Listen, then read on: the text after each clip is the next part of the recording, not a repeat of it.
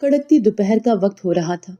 سڑکیں زیادہ تر تو سنسان تھیں، لیکن بازار میں اکا دکا لوگ جا رہے تھے۔ سلطان بھی بھیس بدل کر اسی بازار میں موجود تھے اور ارد گرد کا جائزہ لیتے ہوئے آگے بڑھ رہے تھے۔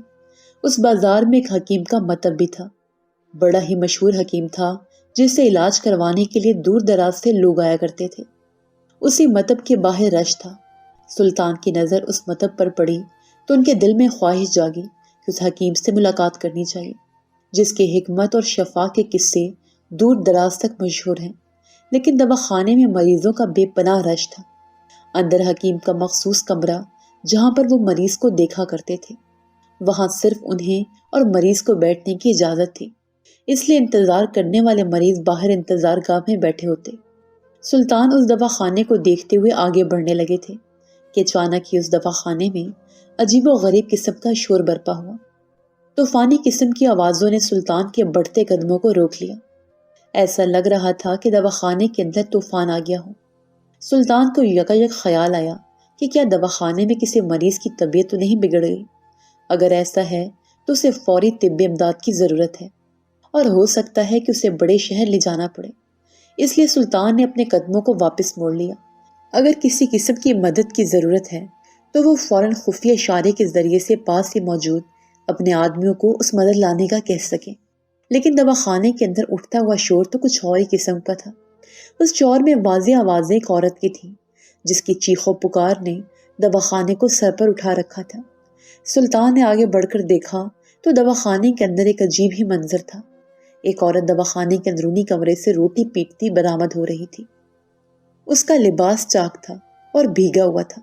اس نے بے حد شور مچا رکھا تھا۔ چیخ و پکار کے شور میں جو کچھ اس نے کہا، سلطان سمیت وہاں موجود ہر فرد کی آنکھیں پھٹی کی پھٹی رہ گئیں۔ اس عورت کے پیچھے پیچھے دواخانے کے اندرونی کمرے سے ایک بارش حکیم بھی باہر نکلے۔ اس حکیم کے چہرے پر اس قدر حواس باختگی تھی کہ انہیں سمجھ ہی نہ آیا کہ وہ کیا عمل کریں۔ انہوں نے آتے ہی اس شور مچانے والی عورت کا بازو پکڑا اور اسے خاموش کرانے کی کوشش کرنے لگے، لیکن حکیم کے اس عمل نے اس بھپری ہوئی عورت کو مزید بھڑکا دیا۔ یہ شور مچا مچا کر اپنا مدعا بیان کرنے لگی۔ اس عورت کا کہنا تھا کہ دواخانے کے اندرونی کمرے میں حکیم نے اس کے ساتھ زیادتی کی کوشش کی ہے اور تنہائی کا فائدہ اٹھاتے ہوئے اس کے ساتھ نامناسب حرکات کی ہیں، اور عورت کی اس بات نے جہاں دواخانے میں موجود ہر مریض کے رونگٹے کھڑے کر دیے، وہیں سلطان بھی جہاں کے تہاں کھڑے رہ گئے۔ بالکل ہی اتفاقی طور پر وہ ایک عجیب منظرنامے کا حصہ بن گئے تھے، اور نہ صرف حصہ بلکہ ایک چشمدید گواہ بھی تھے جس نے اس عورت کو روتے پیٹتے ہوئے دیکھا تھا۔ سلطان نے اس عورت کے ظاہری حلیے کو ذرا غور سے دیکھا تو واقعی اس کا لباس چاک تھا اور اس کا حلیہ بے ترتیب اور نامناسب لگ رہا تھا۔ ساتھ ہی اس کے آسمانوں کو چھوتی ہوئی چیخیں اسے مظلوم ثابت کر رہی تھیں۔ اس کے پیچھے کھڑا حکیم حواس باختہ تھا اور وہ کوئی عمل نہیں کر رہا تھا۔ سلطان نے جب اسے دیکھا تو انہیں یکایک عجیب سا احساس ہوا، کیونکہ حکیم بے حد گھبرایا ہوا تھا۔ اس نے ابھی جو کچھ سہنا تھا اس کا اندازہ اسے ہو رہا تھا۔ اچانک ہی دواخانے میں موجود مریضوں کے اندر غم و غصے کی ایک لہر دوڑ گئی۔ سب کے سب یک آواز ہو کر حکیم کے خلاف بولنے لگے، جس نے ایک غریب عورت کی عصمت دری کی کوشش کی ہے اور اپنے پیشے کی حرمت کو پامال کیا ہے۔ ایک کے بعد ایک مریض اپنی رائے کا اظہار کر رہا تھا۔ دواخانہ مچھلی بازار کا منظر پیش کرنے لگ گیا۔ ہر کسی کی بھانت بھانت کی بولیاں تھیں اور اپنی رائے تھی۔ کوئی حکیم کے حق میں گواہی دے رہا تھا اور کوئی عورت کے حق میں دواخانے کے اندرونی کمرے میں کیا ہوا تھا یہ تو عورت اور حکیم کے علاوہ کوئی نہیں جانتا تھا۔ لیکن عورت کی ظاہری حالت اور حکیم کا گھبرایا ہوا روپ یہی ظاہر کر رہا تھا کہ حکیم نے عورت کے ساتھ واقعی زیادتی کرنے کی کوشش کی ہے۔ اس سے پہلے کہ لوگ غم و غصے کے پیش نظر اٹھ کر حکیم کو مارنے پیٹنے لگ جاتے، ایک دانشور انسان نے اٹھ کر کہا کہ یہ بے حد پیچیدہ معاملہ ہے، ہم یہاں پر اس کا حل نہیں نکال سکتے۔ اس کا حل یا تو قاضی کے پاس ہے یا پھر ہماری سلطنت کے عظیم سلطان کے پاس۔ ان دونوں کو پکڑ کر انہی کے پاس لے جانا چاہیے تاکہ وہ اپنی ذہانت سے اس مسئلے کا حل نکال سکے اور پتہ چل سکے کہ اس واقعے کا اصل مجرم کون ہے اور اسے موقع پر ہی اس کی سزا بھی دی جا سکے۔ لوگوں نے جب اس عقل مند انسان کی بات سنی تو اس سے اتفاق کیا۔ عورت اور حکیم نے بھی یہی کہا کہ وہ راضی ہیں سلطان کے محل میں جانے کے لیے۔ اس حقیقت سے کوئی بھی واقف نہیں تھا کہ سلطان تو دراصل بالکل سامنے کھڑے ہیں سارے واقعے کو اپنی آنکھوں سے دیکھ رہے تھے، لیکن چونکہ سلطان بدلے ہوئے بھیس میں تھے تو وہ خود بھی اپنی اصل شکل و صورت نہیں دکھا سکتے تھے، اس لیے خاموش رہے۔ جلدی دواخانے میں موجود چند معزز افراد اس عورت اور حکیم کو لے کر سلطان کے محل کی جانب روانہ ہو گئے۔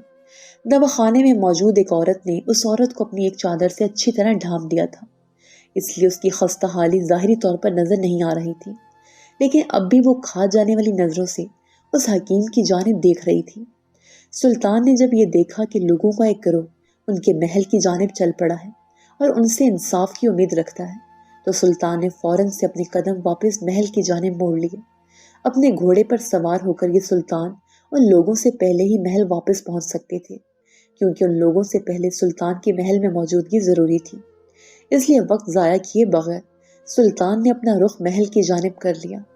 سلطان اپنے گھوڑے پر بیٹھے تیزی سے جب اپنے محل پہنچے تو ابھی تک اس شور مچاتے گروہ کا دور دور تک کوئی پتہ نہ تھا، اس لیے سلطان جلدی سے محل کے اندر داخل ہوئے اور اپنے دربار میں جا کر بیٹھ گئے۔ محل کی رونق حسب معمول چل رہی تھی۔ ذرا ہی دیر کے بعد یہ چیختا چلاتا مرد کے اوپر الزام لگاتا گروہ محل کے اندر داخل ہوا۔ وزیر نے جب ان کی اتنی زیادہ آہوازاری اور چیخو پکار سنی تو جلد از جلد انہیں محل کے اندر داخل کر کے بادشاہ سلامت تک جانے کے حکم نامہ جاری کیا، پھر جلدی کرتے ہوئے خود ہی ساتھ لے کر انہیں بادشاہ کے دربار تک پہنچا۔ اندر سلطان بیٹھے انہی کا تو انتظار کر رہے تھے۔ اندر داخل ہوتے ہی وہ عورت جس نے حکیم کے اوپر زیادتی کا الزام لگایا تھا پھر سے رونے پکارنے لگ گئی اور سلطان سے کہنے لگی، اے سلطان، میرا انصاف کیجیے اور مجھے بچا لیجیے، میں بے قصور ہوں، مجھے اس شخص نے برباد کر ڈالا ہے، اس نے میری کم علمی اور معصومیت کا فائدہ اٹھایا ہے، لوگ اس کے اوپر بھروسہ کرتے ہیں، ہم عورتیں بھی اس کے اوپر بھروسہ کرتی ہیں اور تنہائی میں اس سے ملاقات کرتی ہیں تاکہ یہ ہمارے مرض کو پہچان کر اس کا علاج کر سکے، لیکن ہمیں کیا معلوم تھا کہ یہ معصومیت کے بھیس کے پیچھے ایک شیطان ہے۔ یہ ایک بارش حکیم دراصل اپنے ہوس کا مارا ہوا ایک انسان ہے جس نے آج میری عصمت دری کی ہے۔ یہ کہتے ہیں یہ عورت پھر سے رونے لگ گئی۔ حکیم نے ابھی تک اپنے صفائی میں کچھ نہیں کہا تھا، وہ جیسے ہی کچھ بولنے کی کوشش کرتا اس آس پاس کے لوگ تیز تیز بولتے ہوئے اسے چپ کروا دیتے۔ سلطان نے اونچی آواز میں ان سب کو خاموش رہنے کا کہا اور حکیم سے کہا کہ وہ آگے آئے۔ جیسے ہی سامنے آیا سلطان نے اس سے کہا کہ میں دیکھ رہا ہوں تمہارے بارے میں جو بھی بات ہو رہی ہے، اگر تو یہ بات سچ ہے تو تم جانتے ہو کہ تمہیں سنسار کر کے مار دیا جائے گا، یہی تمہاری سزا ہوگی اور تم اسی کے لائق ہوگے، لیکن اس سے پہلے یہ پتہ لگانا ضروری ہے کہ آیا یہ عورت صحیح کہہ رہی ہے یا نہیں۔ اب تک صرف اسی نے اپنا بیان دیا ہے، جبکہ اس معاملے کے فریقین تو دونوں ہو۔ بہتر یہی ہے کہ تم بھی اپنی رائے کا اظہار کرو اور بتاؤ کہ آخر آج کیا ہوا تھا۔ یہ سننا تھا کہ اس گھبرائے ہوئے حکیم کو تھوڑا سا آسرا ہوا، ورنہ اب تک تو کوئی اس کی بات سننے کو تیار ہی نہیں تھا۔ بس دھکم پیل میں اسے یہ ایک آدھ ہاتھ ہی جڑ رہے تھے، یہ جانے بغیر کہ اس نے کچھ کیا تھا یا نہیں۔ اب اس کے منہ سے جو کچھ نکلنے والا تھا اس سے سلطان فیصلہ کر لینے والی تھی کہ یہ حکیم واقعی گناہ گار تھا یا نہیں۔ اس حکیم نے اپنی سفید داڑھی کے اوپر ہاتھ پھیرا اور کہنے لگا، اے سلطان، میرا پیشہ طب کا ہے اور شاید آپ مجھے جانتے ہوں، میں عرصہ دراز سے اس پیشے سے وابستہ ہوں اور اپنا دواخانہ چلا رہا ہوں۔ میرا بچپن کا شوق تھا کہ میں حکمت کا کام سیکھ کر لوگوں کی خدمت کروں، خاص کر وہ غریب لوگ جو رقم ادا کر کے اپنا علاج نہیں کروا سکتے، میں ان کا مفت علاج کر کے خدا کی خوشنودی حاصل کر سکوں۔ یہاں آنے سے پہلے میں ایک دوسرے بڑے شہر میں دواخانہ کھول کر کام کیا کرتا تھا، لیکن جب میں نے کہا کہ غریب لوگوں کے حالات سنیں تو میری زمین نے گوارا نہ کیا کہ جو علم خدا نے مجھے عطا کیا ہے میں اس کا استعمال غریبوں کے مفاد کے لیے استعمال نہ کروں۔ اسی لیے میں نے سب کے منع کرنے کے باوجود اس شہر کے سب سے غریب بازار میں اپنا دواخانہ بنا لیا۔ اللہ کا کرنا یہ ہوا کہ دواخانہ چل پڑا اور میری شہرت یہاں بھی پھیل گئی۔ میں اللہ کی رضا کے لیے اکثر غریبوں کا مفت علاج کرتا ہوں۔ میرے دواخانے پر مرد بھی آتے ہیں اور عورتیں بھی۔ میرا قصور صرف اتنا تھا کہ میں نے اپنے دوستوں اور خیر خواہوں کی باتوں میں کان نہیں دھرے۔ یہ کہتے ہی حکیم رونے لگ گیا۔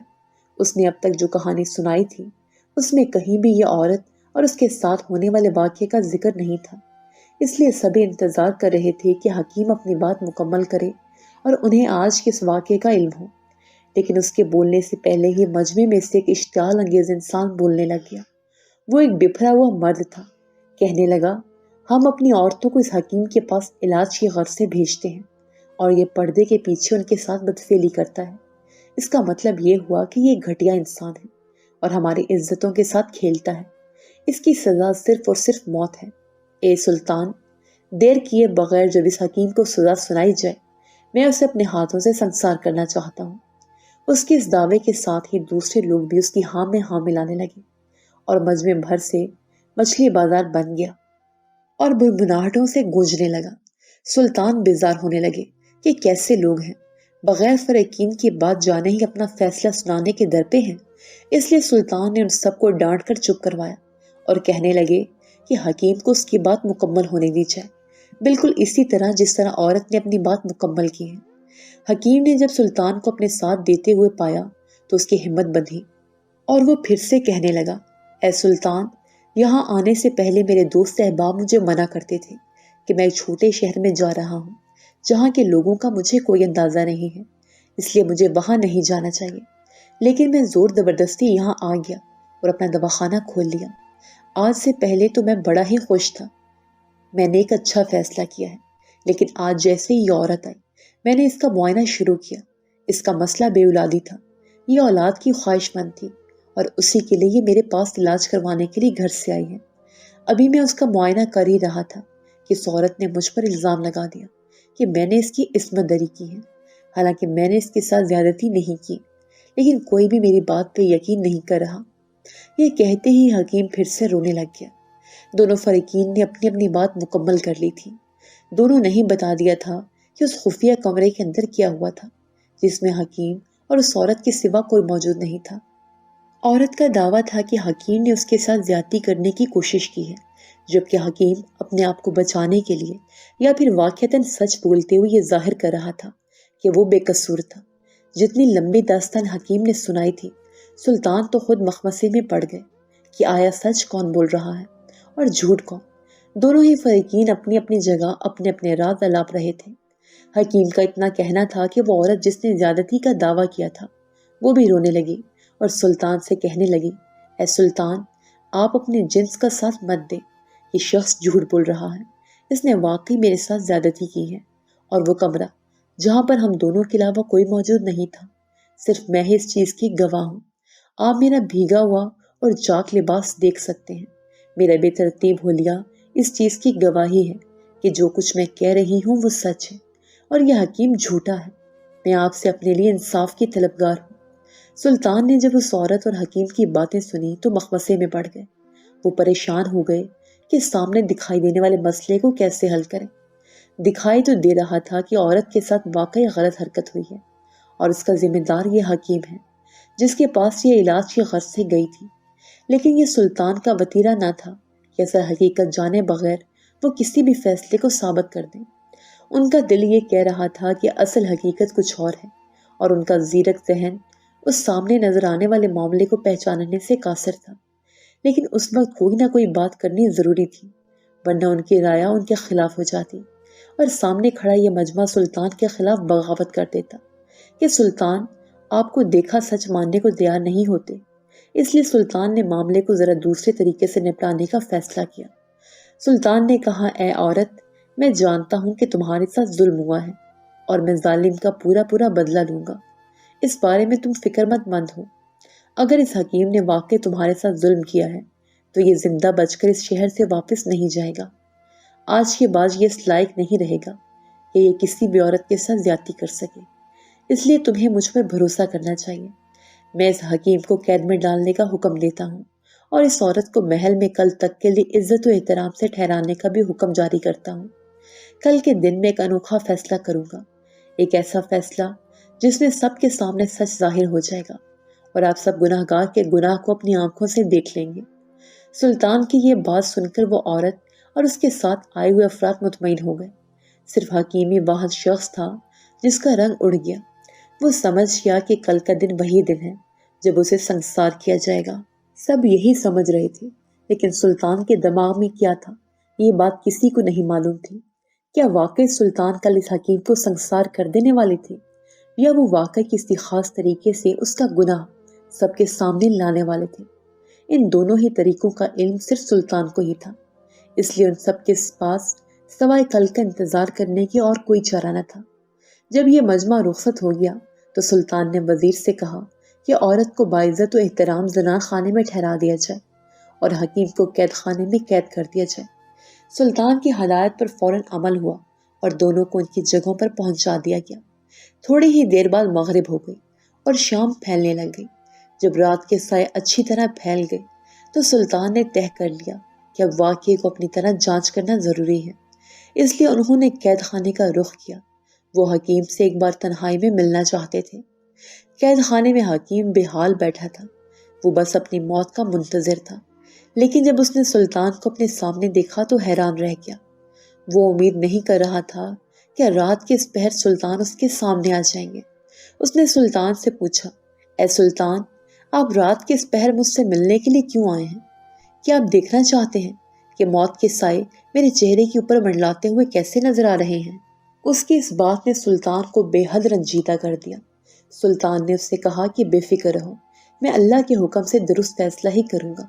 اس کے بعد سلطان نے اس حکیم سے کچھ سوالات کیے۔ حکیم سادگی میں ان کے جوابات دیتا رہا۔ ان جوابات کو سنتے ہی سلطان چونک اٹھے۔ سلطان نے حکیم سے کہا کہ وہ اپنی ٹانگوں پر سے اپنے لباس کو ہٹا دے، وہ کچھ دیکھنا چاہتے تھے۔ حکیم نہ سمجھی کے عالم میں انہیں دیکھتا رہا، لیکن چاروں ناچار اس نے اپنے لباس کو اپنی ٹانگوں پر سے ہٹا دیا۔ سلطان نے اس کے مخصوص حصوں کو غور سے دیکھا۔ انہیں اندازہ ہو گیا تھا کہ آخر آج کیا ہوا ہوگا۔ یہ سب جانتے ہی سلطان کو گناہ گار کا بھی پتہ چل گیا۔ سلطان بس یہاں کچھ دیکھنے آئے تھے۔ جو ہی انہوں نے اپنے مطلب کی چیز دیکھی اور انہیں ان کے سوالوں کے جوابات ملے، سلطان نے حکیم سے آرام کرنے کا کہا اور چل دیے۔ ان کی اگلی منزل اس عورت کا گھر تھا۔ سلطان اس عورت کے شوہر سے ملنا چاہتے تھے۔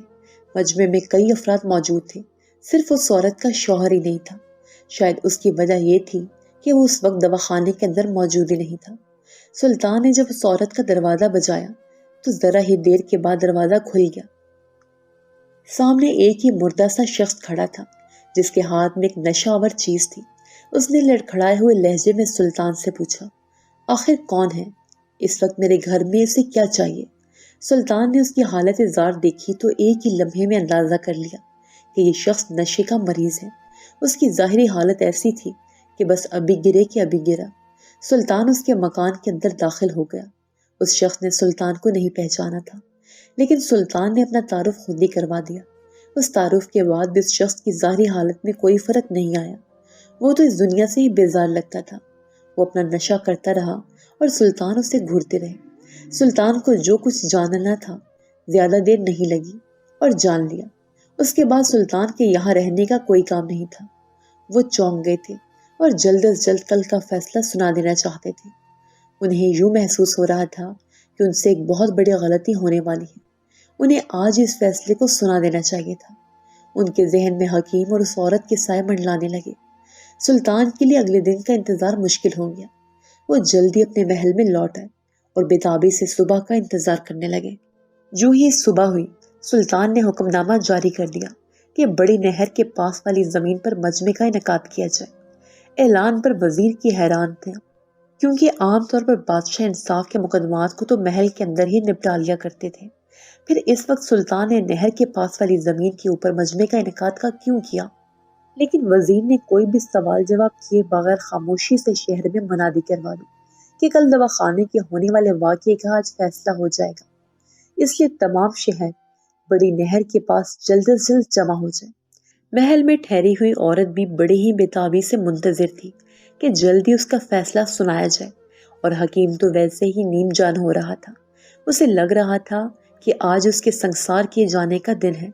وہ تو خاموشی سے کال کھرٹری میں پڑا اپنی موت کا انتظار کر رہا تھا۔ سارے انتظامات کے ہونے میں زیادہ وقت نہیں لگا۔ جلدی وزیر نے آ کر سلطان کو اطلاع دی کہ تقریباً پورا شہر ہی نہر کے پاس امڑ آیا ہے۔ وہ بڑی بےتابی سے منتظر ہیں کہ سلطان جلد آ کر اس واقعے کا فیصلہ سنائے۔ اس سب کے سب آج حکیم کو سنسار ہوتے ہوئے دیکھنا چاہتے ہیں۔ سلطان نے یہ سنا تو وزیر سے کہا کہ بالکل، آج ان سب کی خواہش ضرور پوری ہوگی، آج گناہگار کو اس کے گناہ کی سزا ضرور ملے گی، چاہے اس کی قیمت جو بھی ہو۔ سلطان نے وزیر سے کہا کہ اب دیر کرنا نامناسب ہے، اس عورت کو بھی کنیزوں کے ہمراہ ساتھ لو اور حکیم کو بھی کالکوٹری سے آزاد کر کے اپنے ساتھ لو اور نہر کے پاس والے علاقے میں چلو۔ سلطان کی چال میں بڑی ہی تیزی تھی اور وہ آج غیر معمولی طور پر پرجوش دکھائی دیتے تھے۔ ایسا لگتا تھا کہ انہیں خود بھی ذاتی طور پر اس معاملے میں بڑی دلچسپی ہے۔ جب سلطان نہر کے پاس پہنچے تو واقعی وہاں پر لوگوں کا ایک جمع غفیر اکٹھا تھا۔ وہ سب کے سب حکیم کے خلاف نعرے بازی کر رہے تھے اور جلدی اسے مرا ہوا دیکھنا چاہتے تھے۔ سلطان نے اپنے آنے کا اعلان کیا اور بلند آواز میں مجمع کو خاموش رہنے کی تاکید کی۔ حیرت کی بات تھی کہ آج سلطان بگی کے بجائے صرف اپنے گھوڑے پر سوار ہو کر آئے تھے۔ یہ عربی نسل کا ایک بڑا خاص گھوڑا تھا جو سلطان کو بے حد عزیز تھا۔ یہ سلطان کے خاص گھوڑوں میں سے ایک تھا، لیکن اکثر سلطان سواری کے لیے اسے ہی منتخب کیا کرتے تھے۔ سلطان کا کہنا تھا کہ ان کا یہ گھوڑا حرام اور حلال کی تمیز بالکل انسانوں کی طرح کرتا ہے اور اس گھوڑے میں عقل اور دانائی کوٹ کوٹ کر بھری ہے۔ سلطان کے اپنے گھوڑے پر آنے کی کیا وجہ تھی، یہ جلدی اس مجمع کو پتہ لگنے والا تھا۔ سلطان کا آنا تھا کہ اس مجمع کے اوپر گھمبیر خاموشی چھا گئی۔ سب انتظار کرنے لگے کہ اب سلطان کیا فیصلہ سناتے ہیں۔ سلطان نے حکیم کو سامنے آنے کا حکم دیا۔ جب یہ نیم مردہ حکیم سامنے آیا جو اپنی موت کا خوف سے پہلے ہی مرنے کے قریب تھا، تو سلطان نے اسے کہا کہ فکر مت کرو، اگر تم بے قصور ہوئے تو تمہیں آزاد کر دیا جائے گا۔ اس بات نے اسے کسی قدر پرسکون کر دیا۔ اب سلطان نے اسے کہا کہ اے شخص، تمہیں اپنی بے گناہی ثابت کرنے کے لیے یہ کرنا ہے کہ اس نہر میں جو پانی اوپر کی سمت سے بہہ رہا ہے، تمہیں اس میں کھڑے ہو کر غسل کرنا ہے۔ فکر مت کرو اور بلا خوف خطر نہر کے اندر کود جاؤ۔ حکیم کو سلطان کی اس بات سے کچھ سمجھ نہ آیا، صرف حکیم کیا پورا مجمع حیران تھا کہ آخر سلطان یہ کس قسم کا فیصلہ کرنے والے ہیں۔ انہیں بجائے اس حکیم کو سنگسار کرنے کے اسے نہانے کا حکم صادر کر رہے ہیں، نہر میں تیراکی کرنے کا کہہ رہے ہیں۔ لیکن چونکہ مجمع سلطان کے آگے زبان درازی نہیں کر سکتا تھا، اسے یہ خاموشی سے انتظار کرنے لگے۔ انہیں سلطان کی عقل مندی پر بھروسہ تھا۔ سلطان نے پھر سے حکیم سے کہا کہ جلدی کرو تاکہ تمہارا فیصلہ جلدی سنایا جا سکے۔ حکیم نے جو سلطان کو اتنا بےتاب دیکھا تو آؤ دیکھا نہ تاؤ نہر کے اندر چھلانگ لگا دی اور غسل کرنے لگا۔ پانی اس کے جسم کے ساتھ لگ کر نیچے بہتا جا رہا تھا۔ تب سلطان نے اپنے پیارے اور خاص الخاص گھوڑے کی پشت پر پیار سے ہاتھ پھیرا۔ سلطان نے اس کے کانوں میں کچھ کہا، جس کے جواب میں گھوڑے کی ہنہناہٹ نے سلطان کو جواب دے دیا کہ گھوڑا ان کی بات سمجھ چکا ہے، کہ گھوڑا عرصہ دراز سے سلطان کے سوال میں تھا اور وہ اس کی فہم و فراست سے خوب اچھی طرح واقف تھے، اسی لیے اتنا بڑا فیصلہ وہ اس گھوڑے کی مدد سے طے کرنے والے تھے۔ سلطان نے اپنے گھوڑے کو اشارہ کیا کہ وہ پانی کے نشیبی سمت میں سے پانی پینا شروع کر دے۔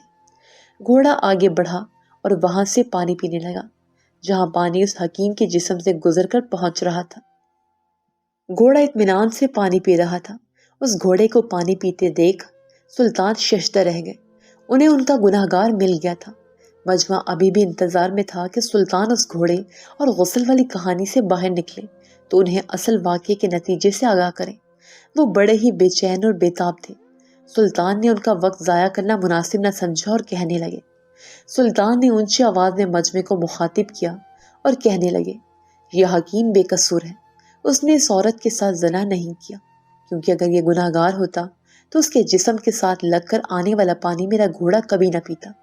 شاید آپ لوگوں نے وہ کہاوت نہیں سنی کہ پینے کے لیے پانی کا انتخاب ہمیشہ اس جگہ سے کرو جہاں سے گھوڑا منہ لگا کر پانی پیے، کیونکہ گھوڑا غلیظ اور ناپاک پانی کبھی نہیں پیتا۔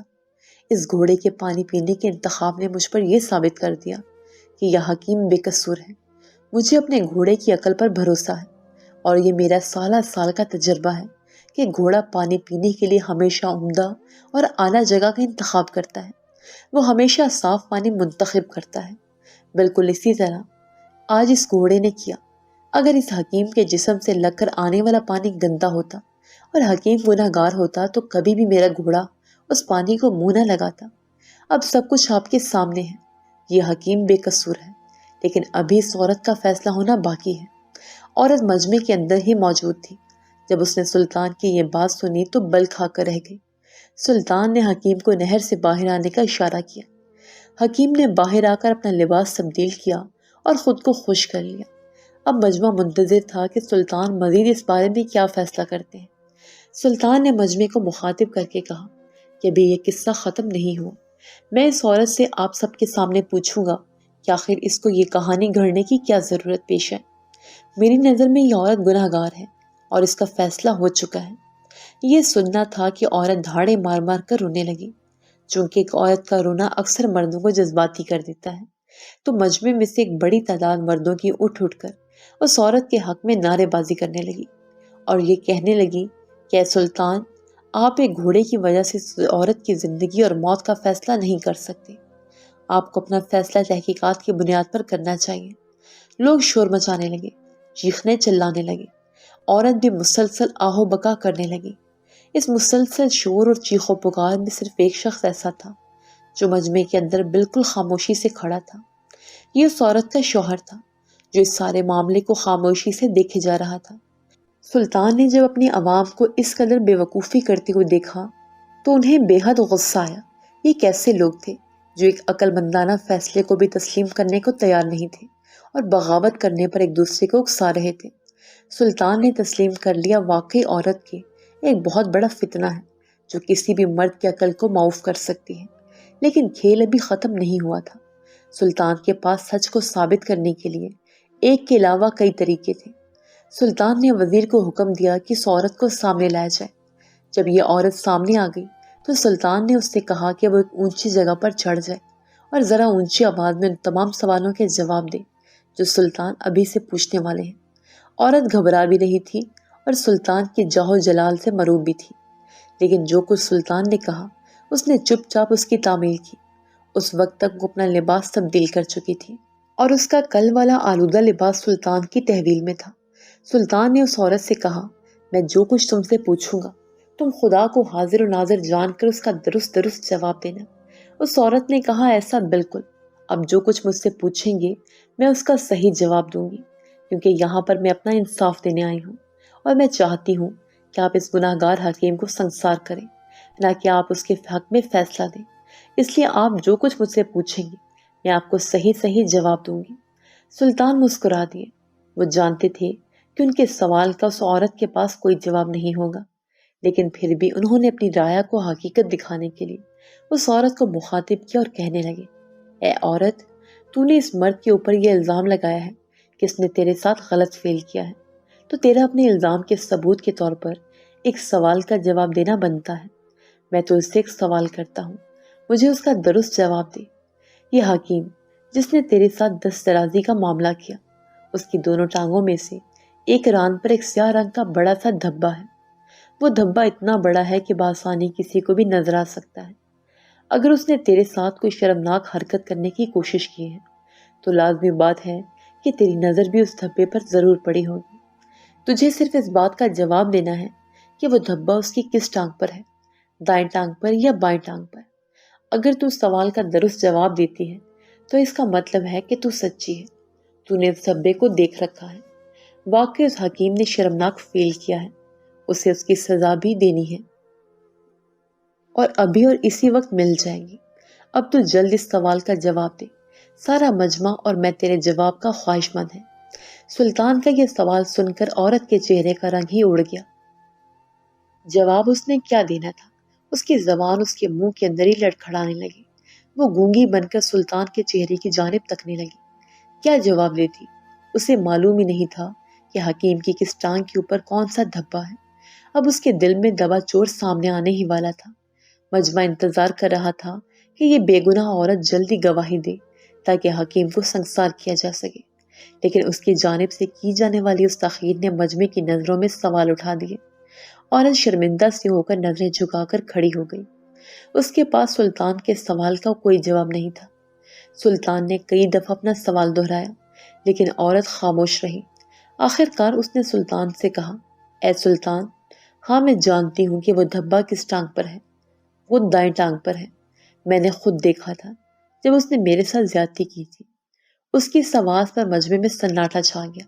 سلطان نے جب اس کا جواب سنا تو مسکرا دیے اور کہنے لگے، ابھی سب کے سامنے ثابت ہو جاتا ہے کہ تم سچ کہہ رہی ہو یا جھوٹ۔ یہ کہہ کر سلطان نے حکیم کو آواز لگائی اور اسے کہا ایک بڑے پتھر کے اوپر چڑھ جائے تاکہ تمام لوگ اس کو آسانی سے دیکھ سکیں۔ حکیم نے فوراً سلطان کی بات کی تعمیل کی اور ایک بڑے سے پتھر کے اوپر چڑھ گیا۔ اب سلطان نے اسے کہا کہ اس نے جس چادر سے اپنے نچلے دھڑ کو ڈھانپ رکھا ہے وہ چادر ہٹا دے۔ سطر اس نے پہلے ہی چھپا رکھا تھا، صرف چادر ہٹانے کی دیر تھی کہ اس کی دونوں ٹانگیں رانوں تک عیاں ہو گئی۔ پورے مجمع کے سامنے حکیم نے خود کو ظاہر کر دیا۔ سلطان نے بلند آواز میں کہا، میں اپنی پوری سلطنت کی رعایا سے کہتا ہوں کہ ذرا غور سے دیکھیں، اس حکیم کی کس ٹانگ کے اوپر بڑا سا سیاہ دھبا نظر آ رہا ہے۔ لوگ غور کرنے لگے لیکن دھبا ہوتا تو نظر آتا۔ حکیم کی دونوں میں سے کسی ٹانگ کے اوپر دھبا نہیں تھا۔ یہ دیکھتے ہی لوگوں نے آپس میں چہمگوئیاں شروع کر دی۔ سلطان نے بلند آواز میں مجمع سے کہا کہ غور سے دیکھو، اس حکیم کی دونوں ٹانگوں میں سے کسی ٹانگ کے اوپر کوئی سیاہ دھبا نہیں ہے۔ میں نے یہ سوال اس عورت سے اس لیے پوچھا تھا تاکہ میں اس کے اندر کے چور کو باہر لا سکوں، اور اب آپ سب کے سامنے ہے کہ یہ عورت جھوٹ بول رہی ہے۔ اگر یہ عورت سچی ہوتی تو یہ کہتی کہ نہیں، اس حکیم کے کسی ران کے اوپر کوئی دھبا نہیں تھا، یا اگر یہ بھی نہیں تو یہ کہہ سکتی تھی کہ اس نے دھبے کے اوپر غور نہیں کیا۔ لیکن اس عورت نے اپنے جھوٹ کو مزید پختہ کرنے کے لیے دھبے کی دائیں ٹانگ پر موجودگی کا دعویٰ کیا۔ اس سے صاف ظاہر ہے کہ یہ عورت حکیم کے اوپر جھوٹا الزام لگا رہی تھی۔ سلطان کی بات جو ہی مکمل ہوئی، عورت کے چہرے کا رنگ ہی اڑ گیا۔ عورت حیران و پریشان کھڑی تھی کہ آخر کس چال کے ذریعے سلطان نے اسے جھوٹا ثابت کیا ہے۔ اس نے تو فٹ سے کہہ دیا تھا کہ دائیں ٹانگ کے اوپر سیاہ دھبا ہے، لیکن حکیم کی تو کسی ٹانگ کے اوپر کوئی نشان نہیں تھا۔ اب یہ بات ظاہر تھی کہ وہ عورت جھوٹ بول رہی تھی اور حکیم بے قصور تھا۔ سلطان نے حکیم کو حکم دیا کہ وہ اپنے آپ کو ڈھانپ لے۔ حکیم نے فوراً ایک بڑی سی چادر سے اپنے آپ کو چھپایا اور پتھر سے نیچے اتر گیا۔ اس کے چہرے سے خوشی چھپائے نہیں چھپتی تھی۔ سلطان نے بھرے مجمع کے سامنے اس کی کھوئی ہوئی عزت بحال کر دی تھی۔ تمام لوگ اگرچہ جان چکے تھے کہ حکیم بے قصور ہے، لیکن انہیں یہ سمجھ نہیں آ رہی تھی کہ آخر اس عورت نے جھوٹ کیوں بولا، اور کیا یہ عورت واقعی گناہ گار ہے۔ سلطان جانتے تھے کہ اکثر لوگوں کے ذہن میں ابھی بھی عورت کے لباس کے متعلق سوال آئے گا۔ وہ بھیگا ہوا اور بدبودار تھا، جیسا کہ واقعی حکیم نے اس عورت کے ساتھ زیادتی کی ہو۔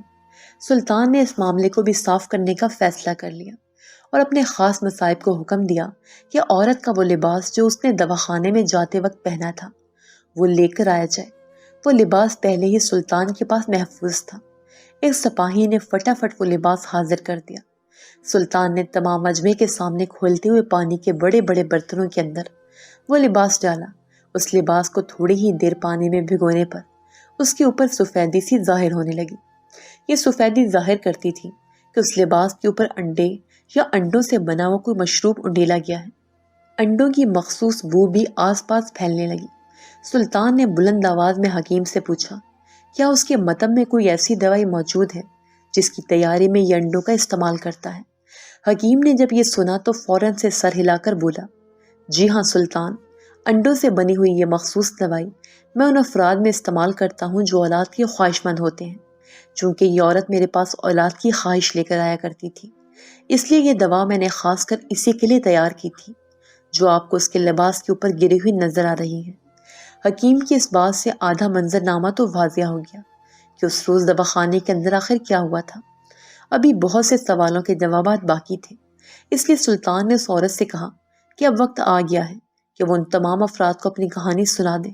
عورت دبی دبی آواز میں رونے لگی اور سلطان سے کہنے لگی، میں آپ کو تنہائی میں کچھ بتانا چاہتی ہوں، آپ اس بھرے مجمع کو رخصت کر دیں۔ میں اپنے گناہ کا اقرار کرتی ہوں کہ میں نے اس حکیم کے اوپر جھوٹا الزام لگایا، لیکن میں آپ سے تنہائی میں بیان کروں گی۔ سلطان نے جب یہ سنا تو کہنے لگے، کیا اس حکیم کے اوپر تو نے تنہائی میں الزام لگایا تھا؟ بھری محفل میں تو نے اس کو رسوا کیا اور پورے شہر میں اس کی عزت کا جنازہ نکالا۔ اب تیری سزا یہی ہے کہ تو بھی اپنی عزت کا جنازہ پورے شہر کے سامنے نکال اور جو کچھ تو نے بویا ہے اسے کاٹ۔ سلطان کا یہ سننا تھا کہ عورت رونے لگی، لیکن سلطان نے دبنگ آواز میں ان سے ڈانٹ دیا اور کہنے لگا، جو کچھ پوچھا ہے اس کا جواب دے۔ تو نے اس حکیم کے اوپر جھوٹا الزام کیوں لگایا؟ آخر تیری منشا کیا تھی؟ اب جب عورت نے سنا کہ کوئی بچاؤ کا راستہ نہیں بچا اور اگر وہ سلطان کے سوال کا جواب نہیں دیتی تو کھڑے کھڑے سلطان اسے سنسار کر دیں گے، تو اس نے کہنا شروع کیا، اے سلطان، میری شادی جس شخص سے ہوئی ہے شاید آپ نے اسے دیکھ رکھا ہوگا۔ عرصہ ہوا نشہ کر کر کے اس نے خود کو تباہ و برباد کر دیا ہے۔ شادی کے بعد سے لے کر آج تک میں اولاد کے لیے تڑپ رہی ہوں، لیکن اللہ نے مجھے اولاد کی خوشی نہیں دی۔ کچھ عرصہ پہلے میں نے اپنے شوہر کو اس حکیم کے پاس دکھانے کے لیے لائی تھی۔ مجھے کسی نے کہا تھا کہ وہ عورت کے ساتھ ساتھ مرد کا علاج بھی ضروری ہے۔ اس حکیم نے جب مجھے اور میرے شوہر کا معائنہ کیا تو اس نے یہ کہا کہ مرض میرے اندر نہیں بلکہ میرے شوہر کے اندر ہے۔ وہ باپ بننے کے قابل نہیں، وہ زندگی بھر مجھے اولاد کی خوشی نہیں دے سکتا۔ یہ سننا تھا کہ میری تو دنیا ہی اجڑ گئی۔ میں جب چھوٹی سی امید پر زندہ تھی کہ کسی نہ کسی روز تو خدا مجھے اولاد سے نواز دے گا، اب میری وہ امید بھی ختم ہو گئی۔ جب تک یہ شخص میری زندگی میں تھا میں ماں نہیں بن سکتی تھی اور مجھے اولاد کی خوشی نہیں مل سکتی تھی، مگر شو میں قسمت کہ میں اسے چھوڑ بھی نہیں سکتی تھی۔ میرا اور کوئی ٹھکانہ نہیں اور اسے چھوڑ کر میں کہاں جاتی، لہٰذا میں نے ایک اور راستہ چنا، گناہ کا راستہ، ایک ایسا راستہ جو مجھے آسان لگا، جو مجھے میری منزل تک پہنچا سکتا تھا۔ میں نے اس حکیم کے سامنے ایک چناؤ رکھا۔ میں نے اسے کہا کہ نہ مرد میرا شوہر ہے، اولاد پیدا کرنے کے لائق وہ نہیں، لیکن مجھ میں تو کوئی خرابی نہیں۔ اگر یہ میری خواہش پوری کر دے تو میں ماں بن سکتی ہوں، مجھے اولاد کی خوشی مل جائے گی اور اس کا وقت بھی اچھا گزر جائے گا۔ لیکن برا ہوا اس حکیم کا جو اس قدر متقی اور پرہیزگار ہے۔ اس نے میری بات سنتے ہی توبہ توبہ کرتے ہوئے کانوں کو ہاتھ لگا لیا اور مجھے شرمندہ کرنے لگا کہ میں اس کے دواخانے سے نکل جاؤں۔ میں اپنی بات تو پہلے ہی سے کہہ چکی تھی اور شرمندہ بھی ہو رہی تھی۔ اب میں نے سوچا کہ پیچھے ہٹنے کی بجائے آگے بڑھنا ہی مناسب ہے۔ چنانچہ میں نے اس کے دواخانے میں پڑی ہوئی ایک دوا کی بوتل کو اپنے اوپر انڈیل لیا اور اپنا لباس چاک کر لیا اور روتی شور مچاتی ہوئی اس کے دواخانے سے باہر نکلی اور کہنے لگی کہ اس نے میرے ساتھ زیادتی کی ہے۔ میرا حال حلیہ ایسا تھا کہ وہاں موجود ہر شخص نے میری ہی بات کو سچ جانا۔ یہ حکیم تو میری بات سے ایسا گھبرایا کہ اس سے اپنی صفائی دینا ہی نہ بن پا رہا تھا۔ میں صرف اس سے اپنی بے عزتی کا بدلہ لینا چاہتی تھی جو اس نے میری خواہش کے انکار پر کی، لیکن میں نہیں جانتی تھی کہ سلطنت کا سلطان ایک بے حد زیرک انسان ہے جو نہ صرف ظاہری صورتحال کو دیکھ کر فیصلہ نہیں کرتا بلکہ گناہ گار اور نیک کو بھی اچھے سے پہچانتا ہے۔ اتنا کہتے ساتھ ہی یہ عورت پھوٹ پھوٹ کر رونے لگی۔ عزم میں موجود اس کا وہ شوہر جو اسے اولاد پیدا کر کے دینے کے لائق نہیں تھا شرمندگی سے زمین میں گڑ گیا، لیکن اس میں اس کا کوئی قصور نہیں تھا کیونکہ اس کا مسئلہ اس کے جسم میں تھا جس میں اس کا کوئی ہاتھ نہیں تھا۔ اس کا قصور تھا تو صرف اتنا کہ وہ آئے روز نشہ کرتا تھا اور اس نے اپنے آپ کو تباہ کر لیا تھا۔ پورے مجمع پر موت کا سا سناٹا طاری تھا۔ سلطان نے سب کے سامنے کیسا زبردست انصاف کیا تھا۔ گناہ گار کو اپنے گناہ کا اقرار کرتے ہی بنا اور بے گناہ سب کے سامنے بے گناہ ثابت ہو گیا تھا۔ نہ صرف یہ کہ اس کا بے گناہ ہونا ثابت ہوا بلکہ اس کی کھوئی ہوئی عزت بھی بحال ہو گئی۔ لوگوں کی نظروں میں اس بارش حکیم کی عزت تب پہلے سے کئی گنا زیادہ بڑھ چکی تھی۔ گناہ گار عورت بلند پتھر پر کھڑی روتی رہی اور وہیں روتے روتے بیٹھ گئی۔ سلطان نے اسے قید کرنے کا حکم دے دیا۔ جھوٹا الزام لگانے کی سزا بھگتنا اب اس کے مقدر میں تھا۔ حکیم بے حد خوش تھا۔